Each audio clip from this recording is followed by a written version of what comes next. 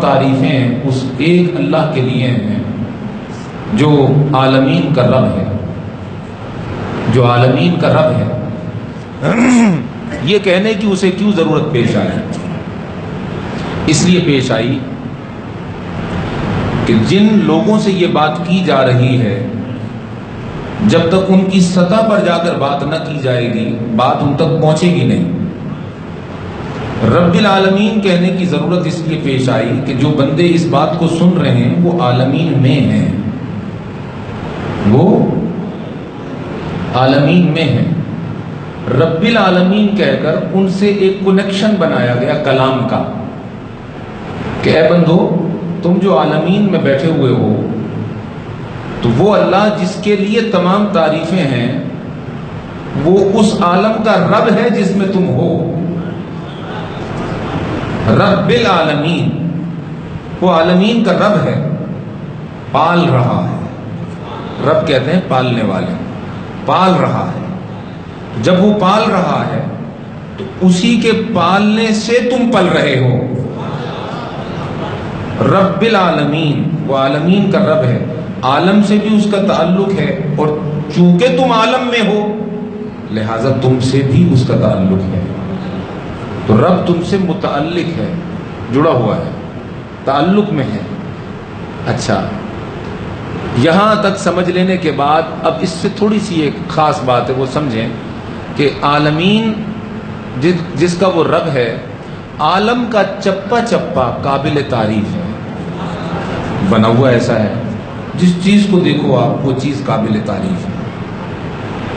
قابل تعریف کا ایک معنی ہے اور حامل تعریف کا دوسرا معنی ہے۔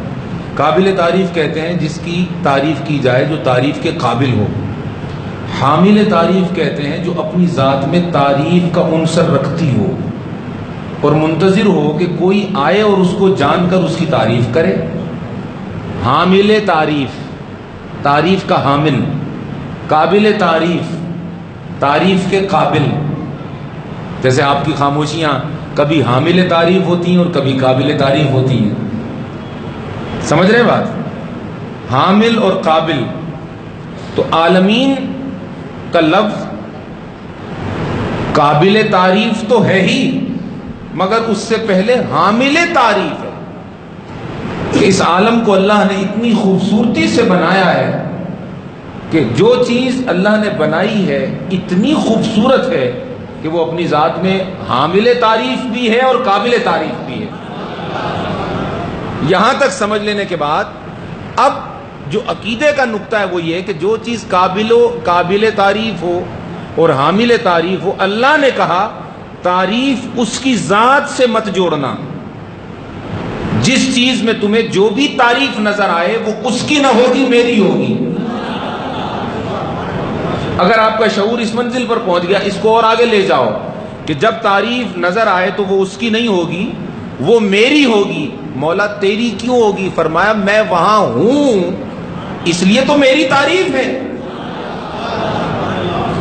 یہ بات آپ نہیں سمجھے؟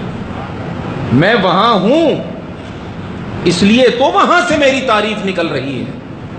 اس لیے میں نے کہا کہ تمام تعریفیں میری ہیں، میں ان کا مالک ہوں، اور مالک کبھی بھی اپنے قبضے سے الگ نہیں ہوتا۔ جس چیز کا وہ مالک ہوتا ہے، ملکیت چونکہ اس کی ہے لہذا اپنی مملکت میں وہ ہر چپے پر بالذات خود موجود ہوتا ہے بطور قبضہ کے، کہ اسی کا قبضہ مانا جاتا ہے، اسی کی ملکیت مانی جاتی ہے، اسی کا تصرف مانا جاتا ہے۔ مکان مالک، ایک ایک انچ کا وہ خود مکان مالک، مختار نہیں ہے اس بات کا کہ ایک ایک انچ اس کا مانا جائے۔ تو عالمین کا مالک اللہ، عالمین مملکت اللہ کی، تو اپنی مملکت میں اپنی ملکیت کے ساتھ وہ اللہ کائنات میں یوں موجود ہے کہ ہر وہ چیز جو قابل تعریف ہے وہ تعریف کر کے اس کے ہونے کا پتہ دے رہی ہے کہ میں اپنی تعریف کے ذریعے اس ذات کو نمایاں کر رہی ہوں جس کے وجود نے مجھے قابل تعریف بنا دیا ہے۔